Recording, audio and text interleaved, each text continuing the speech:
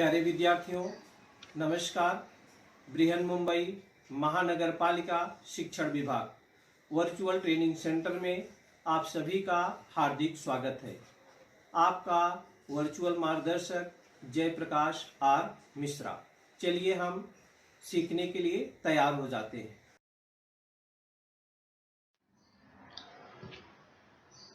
आज हम लोग standard 10th subject science and technology part 1 में अपना टॉपिक है लेंस और उनको उपयोग पार्ट 2। लेंस और उनके उपयोग part 2, lenses and there uses में इस पार्ट में क्या क्या है हम आपको पूरा बताते। फर्स्ट वीडियो में भी बताया था। लेंसेज है, अपवर्तित किरणों का आरेखन है, चिन्ह संकेत है, मानव नेत्र और लेंसों के कार्य है, दृष्टि दोष और उपाय है, लेंसों के उपयोग है। बच्चों, ये जो लेंस पढ़ रहे हैं इसका आपको दैनिक जीवन में बहुत ही उपयोग है, हर जगह उपयोग में आता है। आप जिन आंखों से देखते हैं उसमें भी लेंस होता है, वो वर्क कैसे करता है। पहले वीडियो में हम लोगों ने लेंस और अपवर्तित किरणों के आरेखन के बारे में सीखा था। आज हम लोग क्या क्या सीखेंगे? आज हम लोग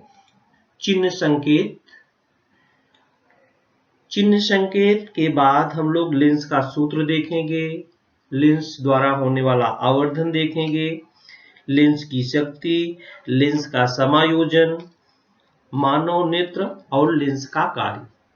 बच्चों, इसके बाद अगले वीडियो में हम लोग बताएंगे कि हम क्या सीखने वाले हैं।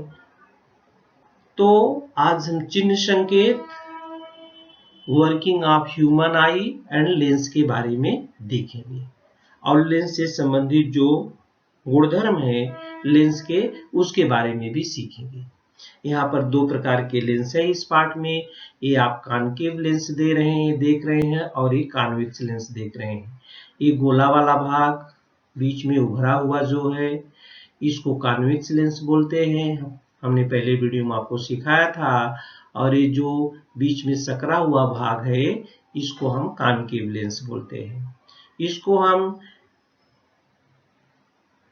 कन्वर्जिंग भी लेंस भी बोलते हैं और इसको हम देखिए किरणें फैल रही है तो इसको हम डाइवर्जिंग लेंस भी कहते हैं। तो लेंसों के लिए चिन्ह और संकेत, कब हम प्लस लिखते हैं उसके सामने, कब माइनस होता है। बच्चों, इसका उपयोग आप कहाँ देखते हैं? जब आपको चश्मा लगता है, आप चश्मे की दुकान पे जाते हैं, निकट दृष्टि दोष है कि दूर दृष्टि दोष है, इसके बारे में हम आपको समझाएंगे। अगले वीडियो में हम पूरा आपको दिखाएंगे। तो वहां पर जो लेंस लगता है उसमें आपका नंबर प्लस और माइनस में देते हैं, प्लस और माइनस में देते हैं। तो वहां पर आप यूज होता है, वहां पर आप सीखते हैं। ये देखिए, ये कौन सा लेंस है? ये उत्तल लेंस है। ये कौन सा लेंस है बच्चों? ये उत्तल लेंस है जिसको कॉन्वेक्स लेंस बोलते हैं। और ये आप देख रहे हैं ये कौन सा लेंस है? ये अवतल लेंस है, इसको कॉनकेव लेंस बोलते हैं। तो बच्चों, हमने आपको दोनों लेंस में वस्तु का स्थान, प्रतिबिंब की स्थिति, प्रतिबिंब का आकार और प्रतिबिंब का स्वरूप कैसा है इसके बारे में बताया था पहले वीडियो में। उत्तल लेंस के भी बारे में और अवतल लेंस के भी बारे में। तो यहाँ पर ये देखिए, ये बाईं ओर का जो अंतर होता है, ये बाईं ओर का अंतर दिख रहा है। इधर जो चिन्ह होता है ये माइनस का है और दाहिनी ओर का जो अंतर है वो क्या है? धन में है। और वर्टिकल आप ऐसा देखेंगे तो ऊपर की तो ऊर्ध्व अंतर जो होता है वो धन में आता है, अधो अंतर जो होता है वो ऋण में आता है। इसी प्रकार से यहाँ पर आप अवतल लेंस में भी आपतित किरणों की दिशा में ऊर्ध्व अंतर ऊपर धन आता है, अधो अंतर ये ऋण आता है, बाईं ओर इसमें भी ऋण आता है और दाहिनी ओर इसमें भी आता है। तो आपको हमने बताया कि जो नंबर आते हैं, जो नंबर आपकी आंखों का दोष जब हो जाता है, चश्मा लगता है, तो वहां डॉक्टर लिखता है प्लस और माइनस। आप अगर अपने किसी बड़े बुजुर्ग के साथ गए होंगे या चश्मा लगा होगा तो उनकी जो हिस्ट्री वो लिख के देता है पेपर, उसमें आप देखेंगे और उनकी आंखों में यही उत्तल लेंस और अवतल लेंस ही लगाया जाता है, तो उसमें प्लस माइनस का उपयोग किया जाता है। अब यहाँ पर हम आपको आगे लेंस का सूत्र, लेंस फार्मूला बताएंगे। लेंसों का फार्मूला, इसको बोलते हैं कार्टेशियन चिन्ह संकेत। अब देखिए यहाँ पर लेंस फार्मूला है। क्या है लेंस फार्मूला बच्चों? यदि वस्तु की दूरी u, ये देखिए ये वस्तु है, ये लेंस है, तो यहां से ये b से देखिए यहाँ पर o जो है, यहाँ पर ये दूरी, यदि वस्तु की दूरी u, प्रतिबिंब की दूरी v, ये देखिए यहां से यहां तक ये प्रतिबिंब की दूरी, यहाँ पर प्रतिबिंब बन रहा है, ये वस्तु है। उत्तल लेंस में हमेशा उल्टा बनता है बच्चों, प्रतिबिंब क्या बनता है? उल्टा ही बनता है और वस्तु से छोटा ही बनता है। देखो यहाँ पर ते वस्तु की दूरी u यहां से यहां तक है और यहां से यहां तक ये है प्रतिबिंब की दूरी v है, तथा नाभ्यंतर f, ये नाभ्यंतर है, यहां से यहां तक क्या होता है? नाभ्यंतर। नाभ्यंतर f के बीच जो संबंध दर्शाने वाला सूत्र होता है उसको बोलते हैं लेंस का सूत्र। f क्या है? फोकल लेंथ है, u क्या है? ऑब्जेक्ट डिस्टेंस है, और v क्या है? इमेज डिस्टेंस है। ये होता है 1/f equal to 1/u plus 1/v। ये देखिए 1/f equal to 1/u plus 1/v। किसी भी गोली लेंस के लिए वस्तु की लेंस से सभी दूरियों के लिए यह सूत्र समान होता है, परंतु सभी दूरियों के लिए चिन्ह संकेत को उचित पद्धति से उपयोग में लाना चाहिए। कार्टेशियन चिन्ह के संकेतानुसार प्रकाशीय बिंदु O को मूल बिंदु मानते हैं, इसको मूल बिंदु मानते हैं। O को क्या बोलते हैं? इधर ये मूल बिंदु मानते हैं। वस्तु सदैव लेंस के बाईं ओर रखते हैं। ध्यान में रखना बच्चों, वस्तु क्या होती है? सदैव लेंस के बाईं ओर। ये देखिए इसका बाईं ओर है वस्तु, सदैव यहाँ पर वस्तु रखी हुई है, वस्तु सदैव लेंस के बाईं ओर रखते हैं। मुख्य अक्ष के समानांतर सभी दूरियां प्रकाशीय केंद्र से नापी जाती हैं। तो प्रकाशीय केंद्र O है, AO।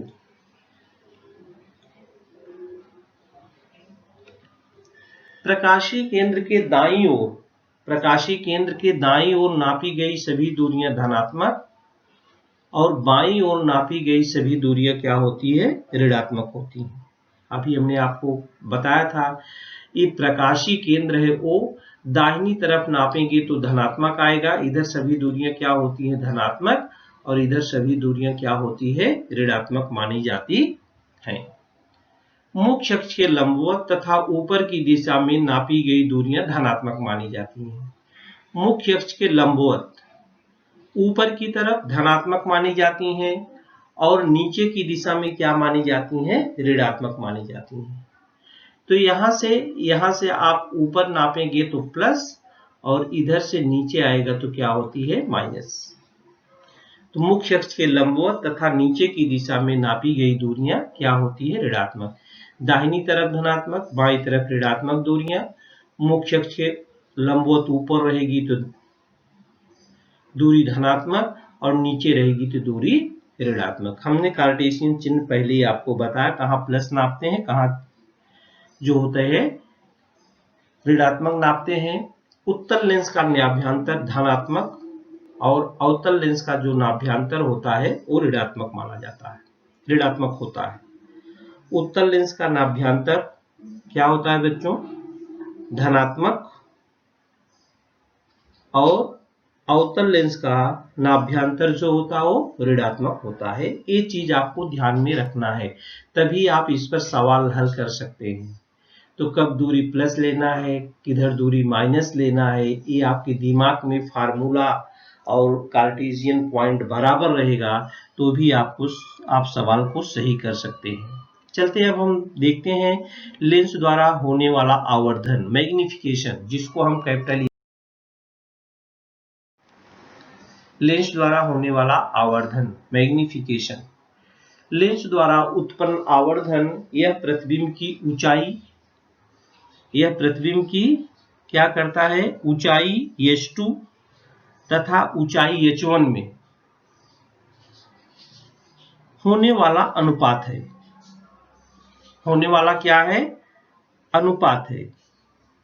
तो ये है h2, जो प्रतिबिंब की ऊंचाई है इसको हम h2 मानते हैं। इसको छोटा दिख रहा, हम लिख देते हैं h2, और ये क्या है, h1। h2 और h1 ही लिखा है। तो बच्चों, जो प्रतिबिंब की ऊंचाई है ये इमेज है, इमेज की ऊंचाई को h2 लिखते हैं, और ये वस्तु की ऊंचाई है, ये ऑब्जेक्ट लिखा है, ये ऑब्जेक्ट की ऊंचाई है, और ये है प्रतिबिंब की ऊंचाई है। तो दोनों का जब अनुपात लेते हैं, आवर्धन बराबर क्या होता है, आवर्धन बराबर प्रतिबिंब की ऊंचाई बटे वस्तु की ऊंचाई। तो प्रतिबिंब की ऊंचाई को आपने h2 से लिखा है, और वस्तु की ऊंचाई को आपने क्या लिखा है, h1 से। लिख सकते हैं आवर्धन m बराबर h2 बटे h1 बराबर, ऊंचाई से लीजिए या दूरी से भी आप लिख सकते हैं। तो आवर्धन m बराबर प्रतिबिंब की दूरी, प्रतिबिंब की दूरी है यहां से यहां तक की प्रतिबिंब की दूरी है, और बटे यहां से यहां तक की क्या है, वस्तु की दूरी है। तो बराबर इसको कैसे लिख सकते हैं, ये देखिए दूरी जो है ये v होती है, प्रतिबिंब की जो दूरी है v से है, और जो वस्तु की दूरी है वो u से लिखते हैं। तो बराबर ये देखिए यहाँ d2 लिखा है, इसको आप v लिख सकते हैं, और इसको आप u लिख सकते हैं। यहाँ पर चित्र में दूसरा लिखा है d2, कुछ भी नाम आप लिख सकते हैं, कुछ भी नाम आप लिख सकते हैं। तो u इधर लिख दिया, इधर v लिख दिया, इधर u लिख दिया, तो इधर आवर्धन क्या हो जाएगा, m बराबर v बटे u। m बराबर क्या हो गया, v बटे u। अब लेंस की शक्ति, बच्चों आप लोगों ने किसी किसी का चश्मा देखा होगा, बड़ा मोटा दिखता है। बड़ा मोटा दिखने का मतलब उसमें लेंस का पावर ज्यादा होता है, डबल डबल चश्मे लगते हैं। तो उसकी क्षमता को कैसे जोड़ते हैं उसके बारे में भी हम पावर ऑफ लेंस के बारे में भी ज्ञात करते हैं। लेंस की शक्ति, पावर ऑफ लेंस, ये क्या होता है, पावर ऑफ लेंस आपतित प्रकाश किरणों के अभिसरण अथवा अपसरण करने की लेंस की क्षमता को लेंस की शक्ति कहते हैं। आपतित प्रकाश किरणों के अभिसरण अथवा अपसरण माने कन्वर्जिंग अथवा डाइवर्जिंग, उसको कहते हैं लेंस की शक्ति। लेंस की शक्ति या लेंस के नाभ्यंतर पर निर्भर होती है। लेंस की शक्ति को किसमें नापते हैं, इसकी इकाई क्या होती है, सबकी कुछ न कुछ इकाई होती है। इसकी इकाई होती है डायोप्टर। इसका सूत्र है P बराबर 1/f। ये देखिए इसका सूत्र है P बराबर 1/f। P बराबर क्या होता है, 1/f। P बराबर क्या होता है, 1/f। 1/f, f को मीटर में नापते हैं, तो P का जो इकाई होगी वो होगी डायोप्टर। क्या होगी बच्चों इकाई, डायोप्टर होती है। डायोप्टर ये लिखा है, इसको कैपिटल D से लिखते हैं। इसको क्या लिखते हैं, कैपिटल D को। आगे हम देखेंगे लेंसे का समायोजन, कॉम्बिनेशन ऑफ लेंस, लेंसों को कैसे जोड़ते हैं। यहाँ पर देखिए power of combination of lenses है। यहाँ पर दो लेंस है बच्चों, देखिए F1 F2 दिख रहा है। तो कैसे जोड़ते हम लेंसों का समायोजन, लेंसों का समायोजन, यह नाभि अंतर F1 और F2 वाले दो लेंस परस्पर स्पर्श कराने पर उनका परिणामी नाभि अंतर F होता है। सो F से F1 F2 है, 1/, देखिए 1/f बराबर लिखा है 1/f1 प्लस 1/f2। एक बटे एफ बराबर पी का होता है, एक बटे एफ वन बराबर P1 के भी लिख सकते हैं, एक बटे F2 बराबर P2 भी लिख सकते हैं आप, क्योंकि ये P1 बराबर एक बटे F1 इधर दिखा है, P1 बराबर एक बटे F1, P2 बराबर एक बटे F2। तो पावर ऑफ लेंसेज कैसे जोड़ना है, दो लेंस देखिए F1 F2 है, जो दोनों को जोड़ा है तो लेंस मोटा दिखता है, माने दोनों को जोड़ लेते हैं। दोनों को अगर P1 P2 से हम एक बटे F बराबर एक बटे F1 प्लस एक बटे F2, एक बटे F बराबर P का होता है, तो पहला हम एक बटे F1 बराबर P1 मान लें, एक बटे F2 बराबर P2 मान लें। तो यदि P1 और P2 दो लेंसों की शक्ति होने पर लेंसों की परिणामी शक्ति P क्या होगी, P1 P बराबर होगा P1 प्लस P2। P बराबर क्या हो जाएगा, P1 प्लस P2, माने दो लेंसों को परस्पर स्पर्श करके रखने पर उनके संयोगी लेंस की शक्ति दोनों लेंसों के शक्ति के योगफल के बराबर होती है। यहाँ पर दो लेंस देखिए सटाकर रखे गए हैं, सटे हुए हैं दोनों F1 और F2, तो उनकी जो शक्ति होगी, जो पावर होगा, वो दोनों लेंसों के शक्ति के योगफल के बराबर होगा।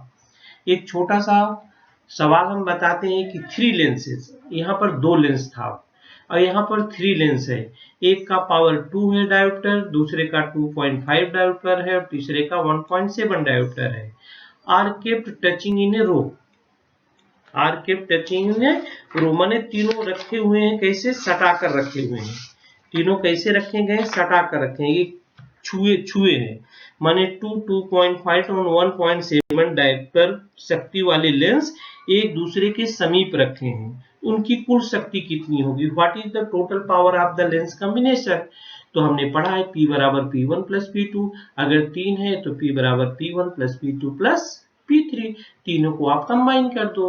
एक मार्क्स में कभी कभी सवाल पूछे जाते हैं बच्चों, तो आप ध्यान देना P बराबर 2 plus 2.5 plus 1.7 equal to 6.2 dioptre, D लिखना न भूलें, क्योंकि लेंस की जो शक्ति है उसकी जो पावर, लेंस का पावर जो है किसमें नापते हैं, डायोप्टर में नापते हैं, उसकी इकाई है मेजर्ड इन डायोप्टर। P बराबर 1/F, 1/F बराबर 1/F1 प्लस 1/F2, 1/F1 बराबर P1 माना है, 1/F2 बराबर P2 माना है, 1/F बराबर P बराबर 1/F का होता है। P बराबर क्या होता है, 1/F। ये था लेंसों का संयोजन। जो हमने सूत्र पढ़ा है उस पर एक सवाल भी हम देख लेते हैं बच्चों। लेंस के बारे में हमने बहुत सारा कुछ सीखा है। एक वस्तु उत्तल लेंस से 20 सेंटीमीटर की दूरी पर मुख्य अक्ष के लंबवत रखी गई है। यदि वस्तु की ऊंचाई 5 सेंटीमीटर है तथा लेंस का नाभ्यंतर 10 सेंटीमीटर होने पर प्रतिबिंब का स्वरूप, स्थान और आकार बताना है आपको, जैसा आपने पहले वीडियो में देखा था। उसी प्रकार वस्तु का प्रतिबिंब वस्तु की अपेक्षा कितना बड़ा होगा उसके बारे में भी बताना है। तो सवाल बड़ा है बच्चों, जब आएगा 3-4 नंबर में पूछा जाएगा। यहाँ पर क्या क्या दिया है हम लिख लेते हैं। देखिए, वस्तु की ऊंचाई दिया है, नाभ्यंतर दिया है, वस्तु की दूरी दिया है, प्रतिबिंब की ऊंचाई दिया है, प्रतिबिंब की ऊंचाई S2 ज्ञात करना है और आवर्धन ज्ञात करना है। तो वस्तु की दूरी बाई तरफ है, ये माइनस हो जाएगी, उत्तल लेंस है, बाई तरफ दूरी क्या होती है, माइनस होती है, बाई तरफ की दूरी क्या होती है, माइनस होती है। सूत्र क्या है बच्चों, 1/V ऋण 1/U बराबर 1/F के। 1/V, यहाँ पर प्रतिबिंब की ऊंचाई V ज्ञात करना है, V, तो हम इसको V यहाँ से पहले इसको पक्षांतर कीजिए, तो 1/V बराबर 1/U प्लस 1/F। अब इसी फार्मूले में आप U का मान रख दो, F का मान रख दो। U का मान है देखिए ऋण 20 बराबर, और F का मान है 10, F का मान क्या है 10, तो आपको V का मान आ जाएगा। इस प्रकार से आप कैलकुलेट करेंगे। देखिए हमने कैलकुलेशन करके रखा है, 1/V बराबर 1/20 धन 1/10। अब ये दोनों का 20 और 10 का लसा भी ले लेंगे आप, तो 20 ही आएगा, ऋण 1 धन 2/20, तो बराबर क्या हो जाएगा, 2 में से 1 घट जाएगा, 1/20, तो V बराबर क्या आ गया, 20 सेंटीमीटर। अब देखिए प्रतिबिंब तो कहाँ बनेगा, दाहिनी साइड बनेगा। वस्तु की स्थिति उत्तल लेंस से कहाँ होती है, बाई साइड में। हमेशा वस्तु को हम बाई साइड में रखते हैं और इमेज बनता है दाहिनी साइड में बनता है। तो वहां पर v कितना आ गया, 20 सेंटीमीटर आ गया। अब 20 सेंटीमीटर आने का मतलब ये है कि जो प्रतिबिंब की दूरी ये धनात्मक दिशा दर्शा रहा है, तो इसका मीन्स कि प्रतिबिंब 20 सेंटीमीटर की दूरी पर दूसरी ओर प्राप्त होता है। प्रतिबिंब का स्वरूप, स्थान और आकार बताइए। तो प्रतिबिंब की दूरी धनात्मक, v बराबर धनात्मक आ गया, ऋणात्मक नहीं आई। इसका मतलब प्रतिबिंब की दूरी का धनात्मक चिन्ह यह दर्शाता है कि प्रतिबिंब 20 सेंटीमीटर की दूरी पर लेंस के दूसरी ओर प्राप्त होता है। लेंस के क्या होता है, दूसरी ओर प्राप्त होता है। आवर्धन नियम बराबर h2/h1 है। यह h2 बराबर h2/h1 को v/u भी लिखते हैं, दोनों हैं। तो यहाँ पर h2 ज्ञात करना है आपको, तो v/u गुणे h1, तो v 20 है, u ऋण 20 है, गुणे h1 5 है। ये देखिए h1 दिया है 5, h ऊंचाई क्या दिया है 5। तो यहाँ पर से आपने निकाला तो h2 बराबर आ गया ऋण 5 सेंटीमीटर। आवर्धन नियम भी निकाला, v/u निकाला तो -1 आया, v/u निकाला तो क्या हो गया -1, और h2 की ऊंचाई ऋण 5 सेंटीमीटर आई। इसका मीन्स यह हुआ कि प्रतिबिंब की ऊंचाई और आवर्धन दोनों माइनस दिखा रहा है। दोनों माइनस चिन्ह यह दर्शाता है कि प्रतिबिंब वास्तविक तो बनेगा, लेकिन प्रतिबिंब क्या बनेगा बच्चों, उल्टा बनेगा। प्रतिबिंब यह मुख्य अक्ष के नीचे की ओर बनकर उसकी ऊंचाई वस्तु की ऊंचाई के क्या है, बराबर है। उसकी ऊंचाई क्या है, प्रतिबिंब की ऊंचाई तथा आवर्धन का ऋण चिन्ह यह दर्शाता है कि प्रतिबिंब वास्तविक तथा उल्टा बना है। प्रतिबिंब यह मुख्य अक्ष के नीचे की ओर बनकर उसकी ऊंचाई वस्तु की ऊंचाई के बराबर है।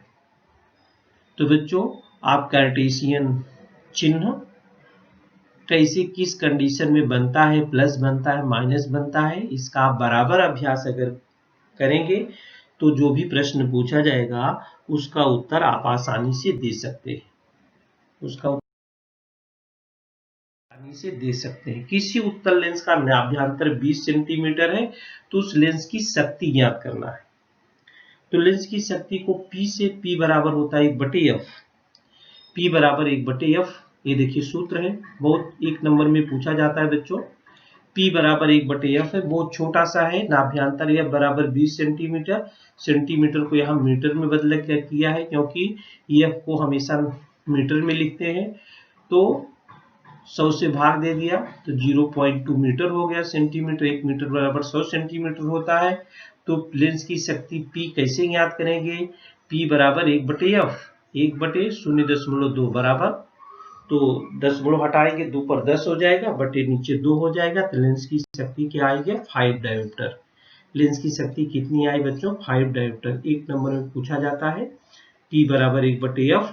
यहाँ पर केवल यही ध्यान देना है कि नाभ्यांतर जो सेंटीमीटर में दिया है इसको मीटर में होना चाहिए। यहाँ पर एफ ई जो होता है क्या होता है, मीटर में होता है। ये लिखा है मेजर्ड इन मीटर्स ओनली।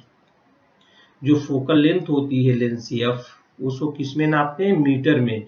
1/मीटर ही को क्या बोलते हैं, डायोप्टर बोलते हैं। 1/मीटर रहेगा, P बराबर 1/f। 1/f, एफ क्या होगा, मीटर में ही नापेंगे बच्चों। इसीलिए हमने इसको आपको बताया कि आप ध्यान रखेंगे नाभ्यांतर जो फोकल लेंथ है उसको मेजर करेंगे, सेंटीमीटर में नहीं मेजर करेंगे, उसको हमेशा मीटर में कन्वर्ट कर देंगे। सेंटीमीटर अगर दिया है तो, क्योंकि तो उसकी जो यूनिट होती है वो डायोप्टर होती है, और 1/मीटर को ही हम डायोप्टर लिख सकते हैं, बराबर। आगे हम चलते हैं बच्चों, मानव नेत्र और लेंस का कार्य बहुत ही जटिल है बच्चों, थोड़ा सा हम समझ लेते हैं। हमारे आंखों में भी दोष होते हैं। हमारे स्कूल में डॉक्टर आते हैं, चेक करते हैं, आपको बराबर दिखाई देता है। बहुत सारे बच्चे पीछे बैठे रहते हैं, नहीं दिखाई देता, कुछ लोग आगे बैठे रहते हैं तो नहीं दिखाई देता है। तो डॉक्टर क्या करते हैं, चेक करते हैं कौन सा चश्मा आपको लगेगा, कितने पावर का लगेगा, प्लस का लगेगा, माइनस का लगेगा, कौन सा दोष आपकी आंख में है। वो दोष के बारे में भी हम अगली वीडियो में बताएंगे, आप थोड़ा सा हम लास्ट में आपको बताएंगे। अभी हम मानव नेत्र और लेंस के कार्य के बारे में चलते हैं, थोड़ा हम उसके बारे में देखते हैं।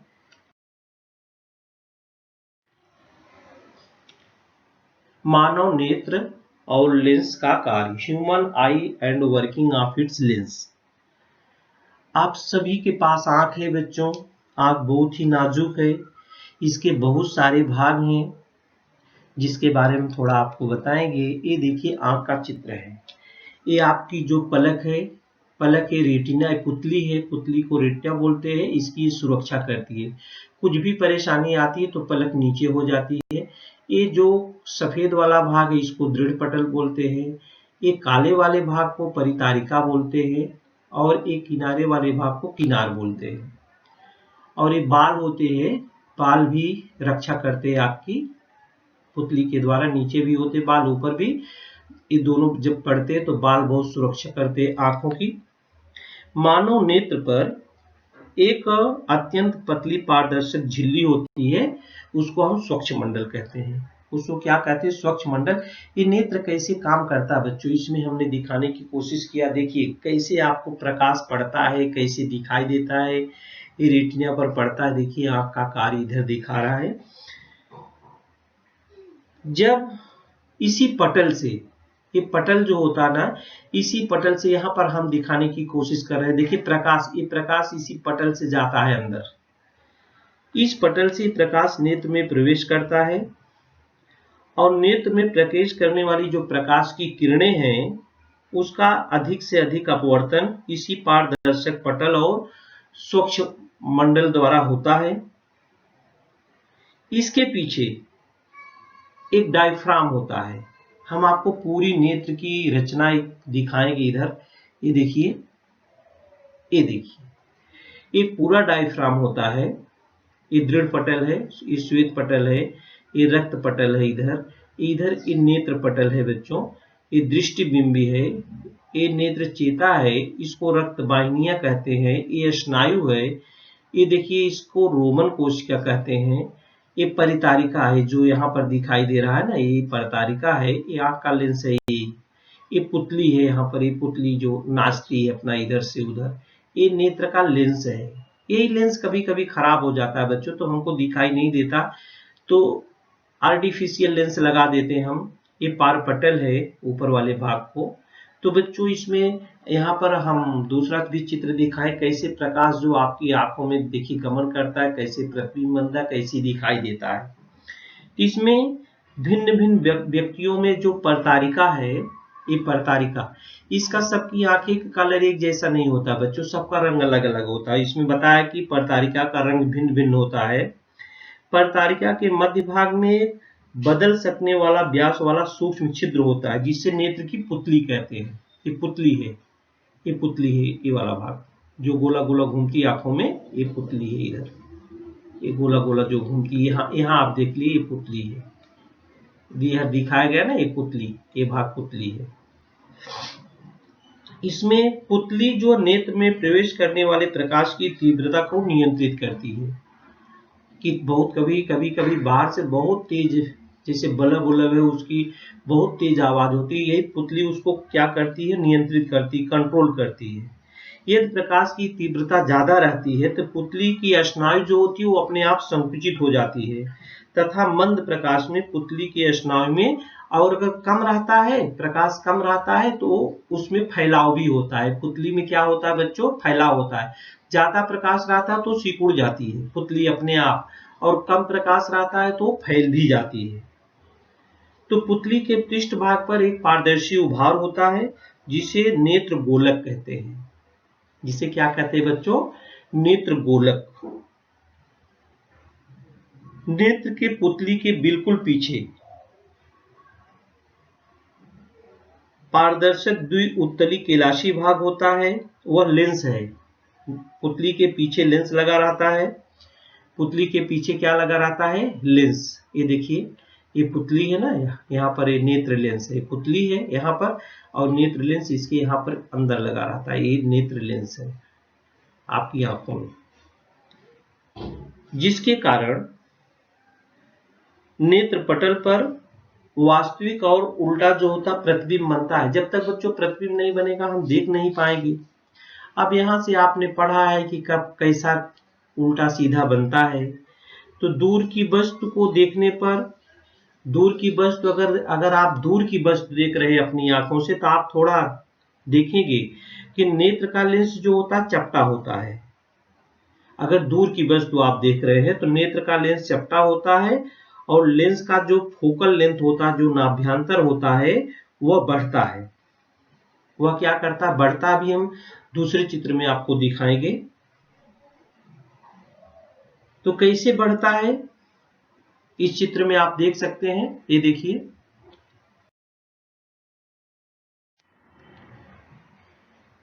दूर की तथा निकट की वस्तु देखते समय, ये देखिए लेंस चपटा होता है। यहाँ पर दूर की वस्तु से आने वाला प्रकाश है। दूर की वस्तु से जब आने वाला प्रकाश आपके अंदर जब तक प्रवेश नहीं करेगा तब तक तो आप उसको देख नहीं सकते हैं, जब तक प्रतिबिंब नहीं बनेगा।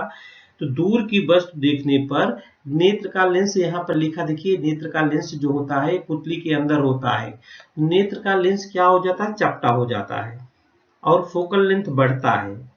तो निकट की वस्तु देखने पर नेत्र का लेंस उभर जाता है। ये देखिए, अगर निकट की वस्तु से आने वाला प्रकाश है तो ये उभर जाता है। देखिए मोटा हो जाता है। यहाँ पर देखिए पतला हो गया, चपटा हो गया है, और यहाँ पर देखिए मोटा हो गया है। तो इस प्रकार से जो अपने पुतली में नेत्र लेंस होता है वो बराबर जो होता है संकुचित होता है, माने फैलता भी है और सिकुड़ता भी है।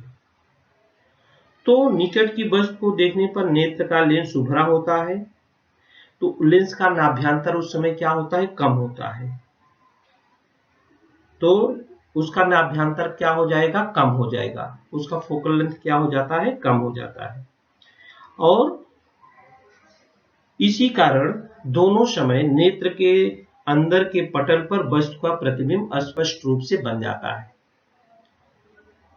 तो बच्चों, जो नेत्र का लेंस है ऑटोमेटिक है, पुतली के अंदर लेंस रहता है, दूर की वस्तु होता है उस समय लेंस चपटा हो जाता है और नजदीक की वस्तु है तो लेंस क्या होता है? उभरा हो जाता है। बच्चों, ये लेंस चपटा, ये तो आंख में अपना नेत्र लेंस है, प्रदत्त है प्रकृति द्वारा, तो ये अपने आप ऑटोमेटिक हो जाता है। लेकिन जब हमारी आंखों में दोष हो जाता है, नेत्र हमारा लेंस खराब हो जाता है बच्चों, तो ये अपने आप न चपटा हो पाता है न उभर पाता है। उस समय देखने के लिए तब हम देख नहीं पाते हैं। तो उस समय जब हम चश्मा लेने डॉक्टर के पास जाते हैं और जब हमारे लेंस में कमी रहती है तो हमको उत्तल लेंस और अवतल लेंस देखता ना कि एक नीचे लगा है बड़ा दिखेगा, ऊपर लगेगा छोटा दिखेगा। तो छोटा और नजदीक का और दूर का देखने के लिए दोनों दो लेंस उसमें लगा के देता है। आधा अलग रहता है, आधा क्या रहता है? अलग रहता है। हम आपको दिखाएंगे चश्मा। तो सामान्य नेत्र से जिस कम से कम दूरी पर रखी वस्तु सुस्पष्ट और बिना किसी तनाव से देखी जा सकती है, माने सामान्य दूरी, वो दूरी कितना है? 25 सेंटीमीटर बच्चों। सामान्य नेत्र में निकट बिंदु नेत्र से 25 सेंटीमीटर की दूरी पर अगर वस्तु अच्छे से रखी है तो हमारी आंखों को कोई परेशानी नहीं होती, न उसमें लेंस चपटा होता है न उससे लेंस उभरता है। उतनी दूरी हम स्पष्ट अपनी आंखों से देख सकते हैं। अनंत दूरी पर है, देखिए दूर से वस्तु को आने वाला प्रकाश मिल रहा है तो लेंस चपटा हो जाता है, नजदीक बहुत है तो लेंस उभर जाता है। इस प्रकार से अपना लेंस जो होता है वो कार्य करता है। बच्चों, कभी कभी आप एक एक्टिविटी आप करके देख सकते हैं। ये एक्टिविटी आप घर पे करके देखना। इसके बारे में किताब को अपनी आंखों से दूर रख करके पढ़ने का प्रयास कीजिए, हमने चित्र में आपको दिखाया है, और किताब को अपनी आंखों के अत्यंत निकट रख करके पढ़ने का प्रयास कीजिए, और किताब को अपनी आंखों से 25 सेंटीमीटर की दूरी पर रखकर पढ़ने का प्रयास कीजिए। तीनों एक्टिविटी आप करेंगे। देखिए, आप एकदम नजदीक रखेंगे तो भी आपको परेशानी होगी, आप दूर रखते हैं तो भी परेशानी होगी। अगर आपकी आंख एकदम फिट है तो आप जब उसको 25 सेंटीमीटर की दूरी पर रख करके किताब पढ़ेंगे, देखिए पढ़ने हमारी आंख को कोई परेशानी ना हो। किताब को हम अपने हाथों में लेकर के आगे पीछे कर लेते हैं, अपने आप एडजस्ट कर लेती है हमारी आँख। कितनी दूरी पर रखोगे तो हमको कोई परेशानी होने वाली नहीं है। इस प्रकार आप इस एक्टिविटी करके देखेंगे। आगे बच्चों हम आपको अगले वीडियो में ये दृष्टि दोष हमारी आंखों में होता है, एक उम्र होती है। उम्र क्या, पहले उम्र के हिसाब से होती थी बच्चों, आज तो बच्चा पैदा होता है तो भी उसकी दृष्टि में दोष, आंख में दोष आ जाते हैं। तो दृष्टि दोष तथा उनको दूर करने के उपाय हम आपकी इस अगले वीडियो में बताएंगे। कुछ व्यक्तियों में नेत्र का समायोजन शक्ति, देखिए ना, जब दूर से देखेंगे अपना लेंस समायोजित कर लेता है, चपटा हो जाता है, उभर जाता है। तो जब कुछ व्यक्तियों में नेत्र की समायोजन शक्ति कम होने के कारण व्यक्ति को वस्तु सुस्पष्ट नहीं दिखाई देती है, तो नेत्र की इस अपवर्तन दोष से दृष्टि धुंधली व अस्पष्ट होती है। सामान्यतः दृष्टि के 3 अपवर्तन दोष हैं। कौन कौन से दोष हैं बच्चों? एक तो निकट दृष्टि दोष है, दूसरा क्या है, दूर दृष्टि दोष है, और तीसरा क्या है, जरा दृष्टि, माने जब उम्र हो जाती है बच्चों। तो निकट दृष्टि दोष क्या है, दूर दृष्टि दोष क्या है, और जरा दृष्टि दोष क्या है। और अगले वीडियो में हम कॉन्वेक्स लेंस और कॉनकेव लेंस, ये 2 लेंस के बारे में पढ़ रहे हैं। अवतल लेंस और उत्तल लेंस, इनके उपयोग कहाँ कहाँ होते हैं? हमारे दैनिक जीवन, हमारी आंखों में तो होता ही है। इसके बाद विभिन्न प्रकार के जो मेडिकल इंस्ट्रूमेंट है वहां पर किया जाता है, दूरदर्शी में किया जाता है, कहाँ कहाँ किए जाते हैं, हम तमाम प्रकार की जानकारी हम लोग अगले वीडियो में सीखेंगे। तो आज हम लोगों ने लेंस के बारे में और अपनी आंख के बारे में हम लोगों ने सीखा। जो दृष्टि दोष है उस कौन कौन से हैं उसके बारे में हमने आपको बता दिया है। अभी निकट दृष्टि दोष, दूर दृष्टि दोष, जरा दृष्टि दोष, इसको हम कैसे दूर करते हैं इसके बारे में भी, और इससे कौन कौन से रोग होते हैं, ये सारी चर्चाएं हम अगले वीडियो में करेंगे। तो बच्चों आज के लिए इस वीडियो में इतना ही।